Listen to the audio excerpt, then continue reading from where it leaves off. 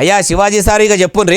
Heroines ఈ మధ్య కాలంలో వాళ్ళు ఇబ్బంది పడ్డ సందర్భంలో 4 మంచి మాటలు చెప్పాలని చెప్తూనే 2 అన్పార్లమెంటరీ వర్డ్స్ నేను యూజ్ చేయడం జరిగింది. డెఫినెట్గా ఎవరికైనా వాళ్ళ మనోభావాలు దెబ్బతింటాయి. నేను మాట్లాడింది అమ్మాయిలందరినీ ఉద్దేశించి కాదు. హీరోయిన్స్ బయటకు వెళ్ళినప్పుడు బట్టలు జాగ్రత్తగా ఉంటే మీకు ఇబ్బంది ఉండదేమో మా అమ్మ అనే ఉద్దేశం తప్ప నేను ఎవరిని అవమానపరచాలని కాదు.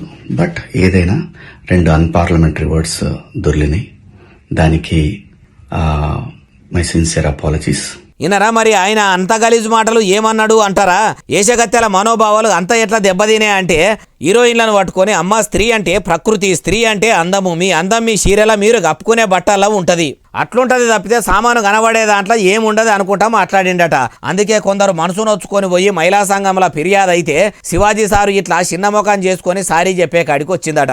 అందుకే మాట అదుపులా పైసా పొదుపులా ఉండాలి. అట్లనే మంచి చెప్తే కూడా కొంచెం కాదు గట్టిగానే ఘాటుగా ఉంటది అంటుండ్రు ఈ ముచ్చటిన్నోళ్ళు. మీకు ఏమనిపిస్తుందో మీరు కూడా కామెంట్ చేయండి.